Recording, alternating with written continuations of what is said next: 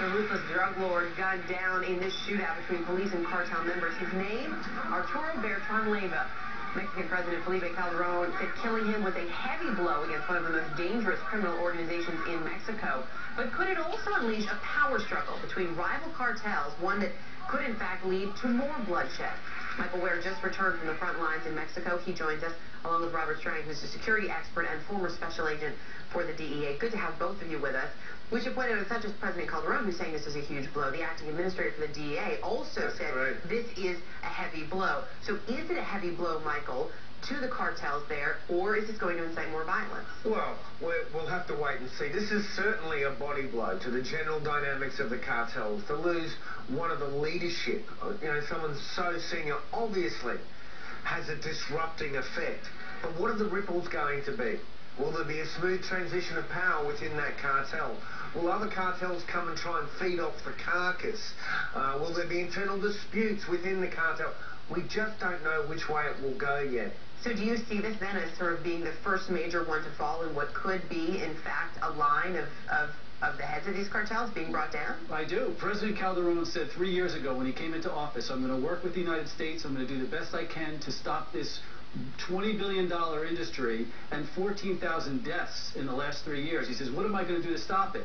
This is the first major victory he's had. He's on his way to do what Colombia did to those cartels. He's going to do to the major cartels in Mexico. You said repeatedly, Michael, that it's Mexican blood paying for this insatiable American appetite for illegal drugs. That's right. Well, first there's it's a moral compass. I mean, all of this death is stemming from a struggle for the right to supply America's illicit demand for drugs. So, if you can have this Mexican blood on your hands, then you're a better or worse person than I. But also, let's not forget the penetration of American soil. If you want to be purely self-interested about this, there are hundreds upon hundreds of active cartel members in America, in literally hundreds of American cities. And they don't muck around. I mean, we're not talking LA street gangs here. We're talking LA street gangs on steroids and... Right. Well, look, last year there were hundreds of arrests made by the Justice Department and DEA in the United States. We're having a lot of crossfire, kidnappings, crime in cities like Phoenix and Atlanta and San Diego that are directly affected by what's happening in Mexico. These cartels, the billion-dollar salesmen down there that are CEOs running it, need the people up here to get the job done. It's one big organization. So, look, we've got to get to the drugs before they get to our kids in our country. There is bloodshed. Let us protect our own kids in our own country. Let us work with Mexico. This is a country that's right across our border. We cannot allow this to continue. Well, just my final point would be, after we took down the Medellin and the Cali cartels, power shifts to the Mexicans, we now target the Mexicans. Well, there's $20 billion up for grabs every year. That profit incentive is going to see this industry evolve and evolve and evolve. Right. I mean, ultimately, every time we find a way to stop it, it's like an insurgency. Well, what do you do?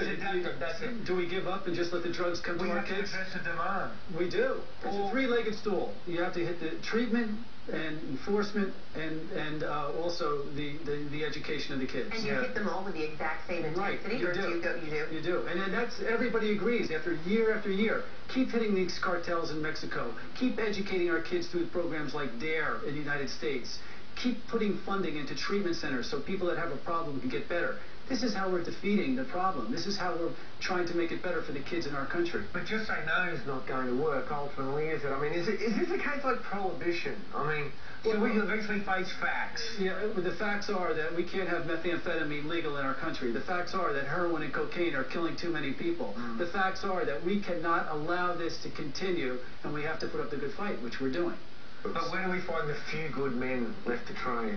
You know what I mean? Well, they're there, and not everybody is corrupt. We've got a good president in Mexico. He's working with us. We're working with him. We're on the right track here. Things are looking up. It's a very long road ahead. Michael Ware, Robert, I'm going to have both of you with us. Thanks.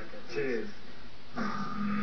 We want to know what you think. You can join the live chat happening now. It's at ac360.com. Up next, the inside story of a controversial self-help guru. We've been following it very closely for you. James Arthur Ray led a sweat lodge ceremony that left 3 people dead. Tonight, one of his former employees shares how he used snakes to break down his followers. And a bit later, dog lovers battle. Their pet now gone, but should they be compensated for that loss? The landmark court case is coming up.